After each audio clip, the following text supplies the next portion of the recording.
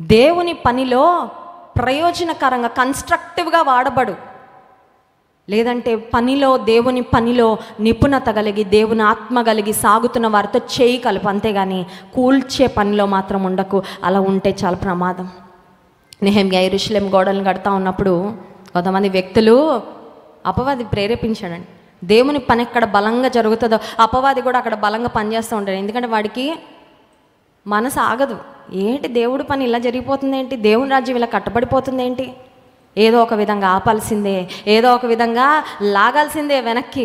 Target చేస్తాడండి అపవాది. Target దాదాపు నేను గడిచిన ఒక వారం అంతా కూడా బ్యాక్ టు బ్యాక్ ప్రయాణాలు, మీటింగ్స్. పోయిన వారంలో దాదాపు నా బీపీ మొత్తం డౌన్ అయిపోయిందండి. పరిస్థితి మంచం మీద నుంచి లేస్తే 2 అడుగులు కూడా వేయలేని పరిస్థితి, 2 అడుగులు వేయలేని పరిస్థితి. నా కుమార్తె నాకు అన్నం తినిపించింది, ఎందుకంటే కూర్చొని తినను కూడా తినలేని పరిస్థితిలో ఉన్నా.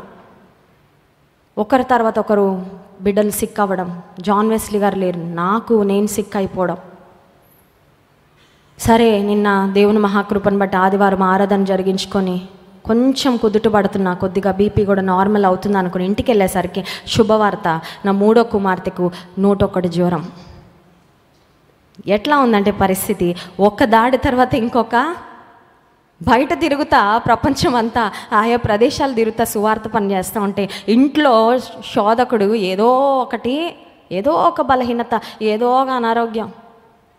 కానీ దేవుడు ఖచ్చితంగా జయము అవేవి మనల్ని ఏమీ ఆపవు మనల్ని. దేవుని కొరకు ముందుకు సాగుతూనే ఉంటాం. స్తోత్రం చెప్దామా? హల్లెలూయా. నువ్వు దేవుని కొరకు ముందుకు వెళ్తూ ఉంటే నిన్ను వెనక్కి లాగడానికి ఏదో ఒక రూపంలో, ఒక ఫైనాన్షియల్ స్ట్రగుల్ అవ్వచ్చు, ఒక హెల్త్ ప్రాబ్లం అవ్వచ్చు, లేకపోతే నీ మీద విమర్శలు చేసేవాళ్ళ ఉండొచ్చు, ఏదో ఒక విధంగా అపవాది నిన్ను వెనక్కి లాగడానికి ప్రయత్నం చేస్తూనే ఉంటాడు. కానీ ఆగద్దు. పని చేయడము ఆపద్దు, విశ్రమించద్దు. Don't try to take rest. ముందుకే సాగుతూ ఉండు. దేవుడు తన శక్తినిచ్చి నీకు నడిపిస్తాడు, నిన్ను నడిపిస్తాడు.